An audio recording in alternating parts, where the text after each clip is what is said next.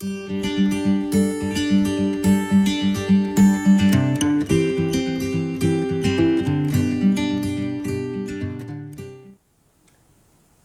et bienvenue tout à nouveau à ce café à la fois. Heureux de vous retrouver pour ce temps quotidien, matinal, autour de la parole de Dieu, autour du Seigneur. Que le Seigneur nous bénisse, qu'il nous parle et qu'il bénisse votre journée. Alléluia. Nous sommes toujours dans l'évangile de Marc au chapitre 10, dans ce passage où les religieux, les pharisiens vont venir voir Jésus pour lui poser une question, pour lui tendre un piège, encore une fois, en disant « Mais nous est-il permis de répudier notre femme, car Moïse a dit que nous pouvions leur écrire une lettre de divorce ?» Et Jésus de répondre « Mais que l'homme ne sépare donc pas ce que Dieu a uni. » Alléluia. Alors, je comptais aujourd'hui un petit peu argumenter autour de cela, mais finalement Dieu en a décidé autrement. Nous répondrons à cette question donc que les religieux ont posée à Jésus lundi. Voilà. En attendant, aujourd'hui, le Seigneur me demande de parler à mes frères, à mes sœurs qui regardent et qui ont peut-être un conjoint incroyant. J'aimerais de la part du Seigneur vous encourager aujourd'hui et vous dire que Dieu voit et connaît votre combat et vos douleurs. Alléluia.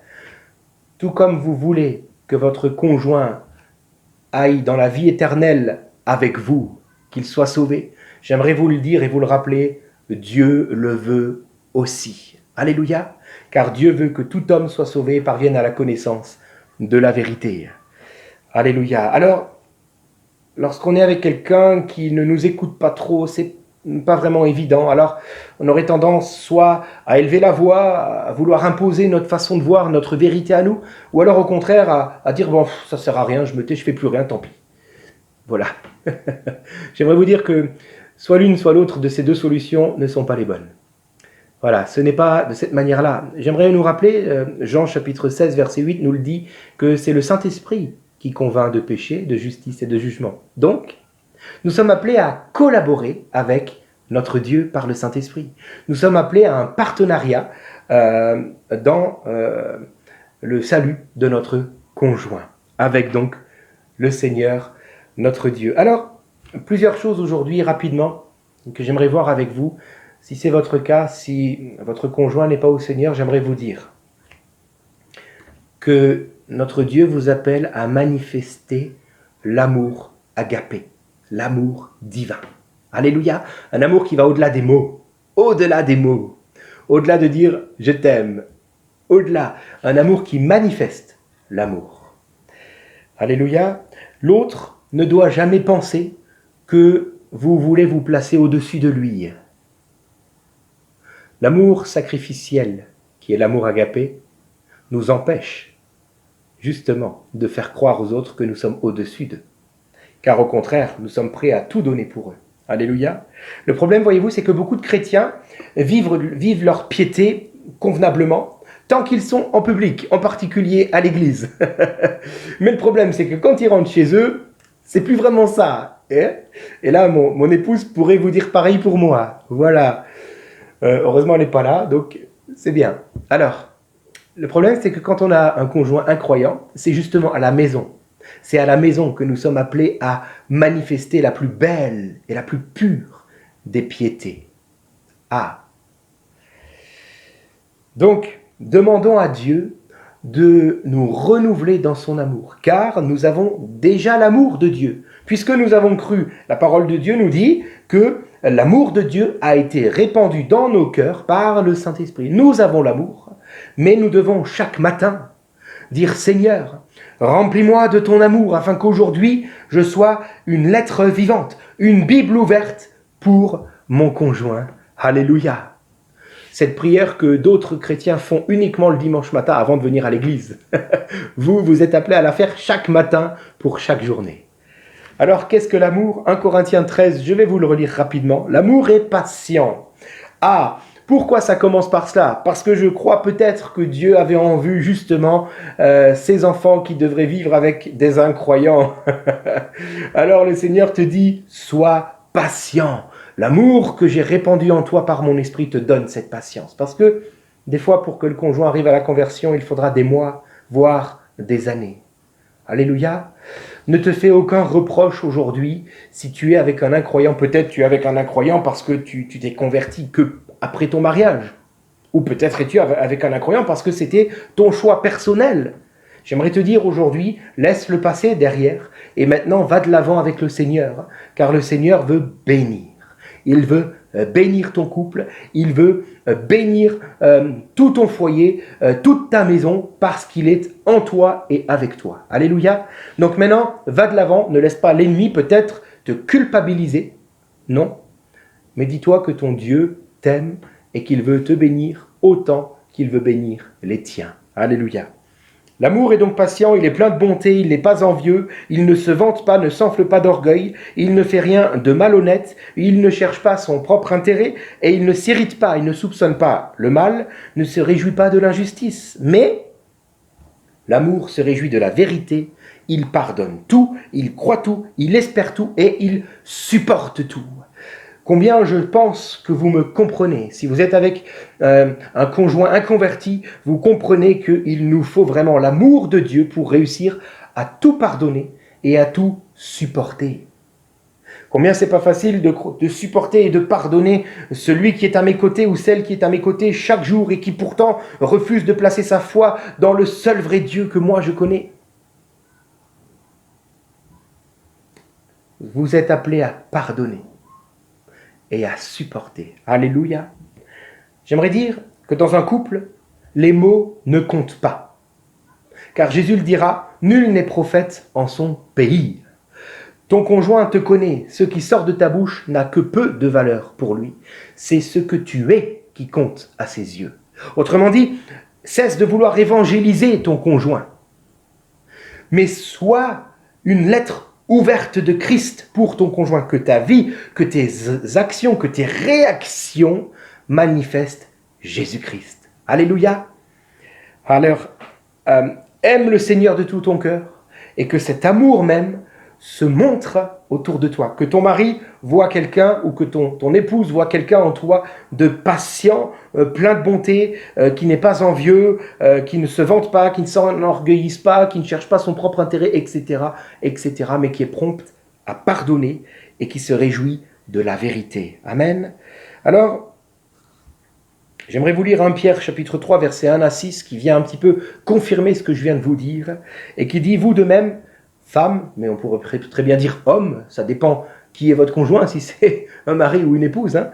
Vous de même, femmes, soyez soumises chacune à son mari pour que, si certains d'entre eux ne croient pas à la parole de Dieu, qu'ils soient alors gagnés à la foi sans parole, mais par votre conduite, en observant votre attitude respectueuse et pure, car oui, votre conjoint vous observe. Au-delà de vos mots, il vous observe. Alléluia. Recherchez non pas la beauté que donne une parure extérieure, etc., mais celle de l'être intérieur. Alléluia. Qui sont un esprit doux et paisible. Car c'est ainsi que se paraient autrefois les femmes saintes qui plaçaient leur espérance en Dieu. Elles étaient soumises à leur mari. Par exemple, Sarah, dans son obéissance à Abraham, l'appelait même son Seigneur.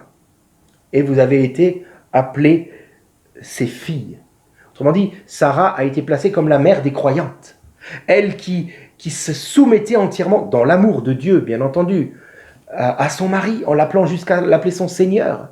Autrement dit, si vous montrez de la soumission à Dieu, à la parole de Dieu et à votre conjoint, il se pourrait fort bien que votre conjoint soit surpris et attiré à la foi, au-delà des mots. Mais si votre conjoint voit une incohérence entre ce que vous confessez et ce que vous vivez, s'il voit de l'insoumission, il ne va peut-être pas vous le dire, mais il va avoir comme un sentiment de répulsion vis-à-vis de ce que vous pouvez croire, vous, car il va dire, mais il n'y a pas de vérité là-dedans.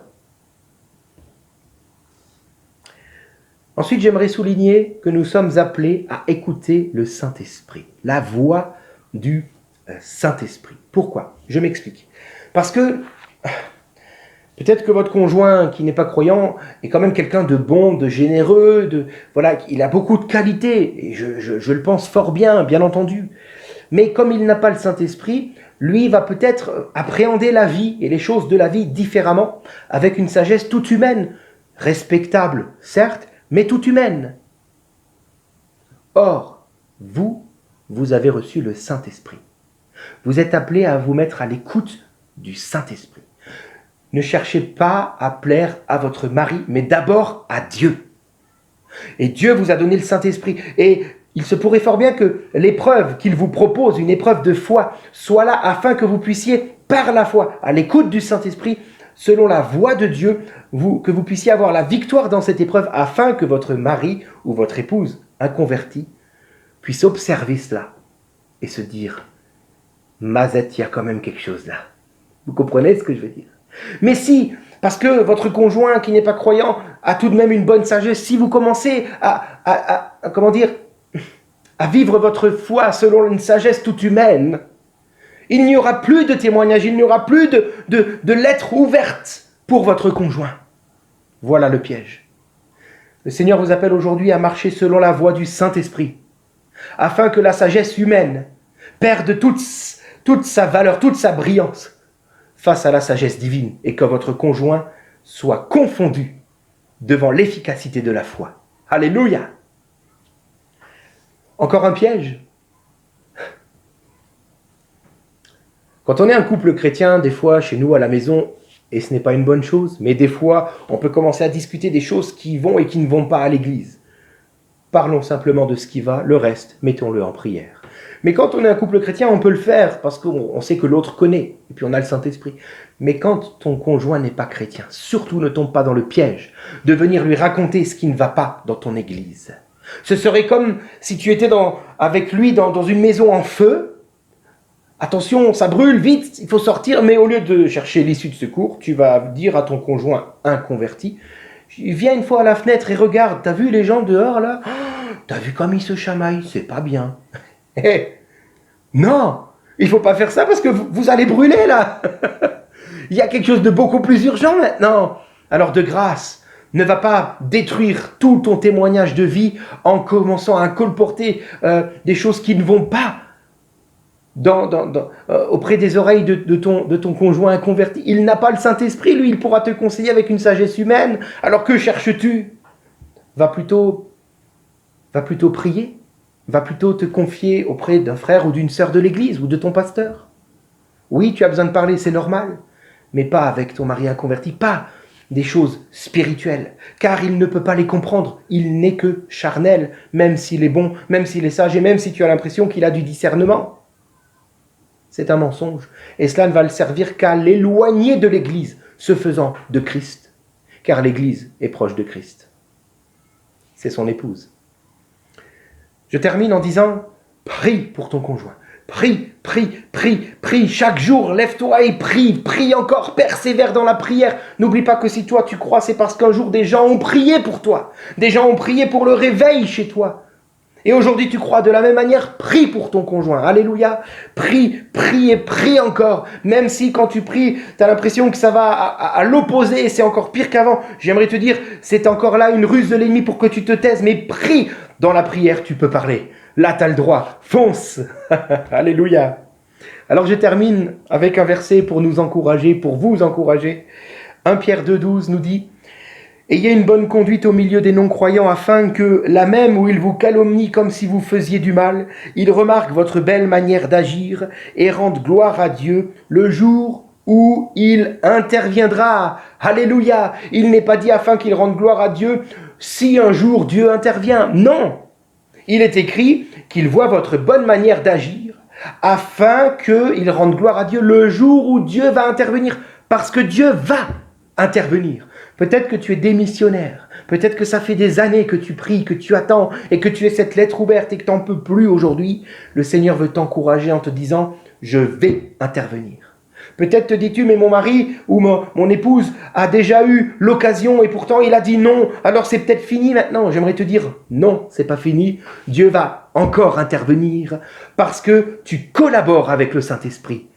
Alors si tu fais ta part, le Seigneur fera la sienne aussi. Alléluia! Le Seigneur va intervenir, mais que dans ce moment-là, ton conjoint puisse se souvenir du bon témoignage de vie que toi tu as eu. Alléluia! Seigneur, je prie aujourd'hui pour mon frère ou ma sœur qui est marié à un inconverti, afin que tu viennes le fortifier dans sa foi, que toute crainte et tout doute soit dissipé maintenant au nom de Jésus-Christ, et que tu viennes le rassurer maintenant, que tu connais son combat, et que, Seigneur, tu vas encore intervenir dans son couple parce que tu veux sauver son conjoint. Seigneur, viens donc ranimer ce feu, ce zèle, afin que mon frère, ma sœur puisse tout à nouveau prendre part à cette vie d'amour, cet amour sacrificiel, cette lettre ouverte pour le conjoint, qu'il puisse tout à nouveau prier et suivre la voie du Saint-Esprit et non pas la sagesse humaine. Et Seigneur, je prie, mon Dieu, pour tous les conjoints qui au jour d'aujourd'hui encore n'ont pas accepté le salut en Jésus, afin qu'il se passe quelque chose de neuf, afin que les cœurs soient maintenant disposés, afin qu'ils s'ouvrent, afin que les écailles des yeux tombent, afin, Seigneur, qu'ils puissent voir Christ dans la vie de leur conjoint, et non seulement le voir dans la vie de leur conjoint, mais qu'ils puissent aussi voir l'invitation que Christ leur fait pour leur propre cœur à eux. Je prie au nom de Jésus, parce que tu as voulu et tu veux toujours que toute notre famille t'appartienne. Merci Seigneur, parce que tu vas faire des merveilles. Amen. Voilà, que Dieu vous bénisse. Je vous souhaite encore une bonne journée. Je vous dis à dimanche, bon week-end. À dimanche, si vous pouvez venir, je vous encourage. Allez dans votre église locale. Et sinon, rendez-vous lundi matin pour la prochaine méditation. Soyez bénis.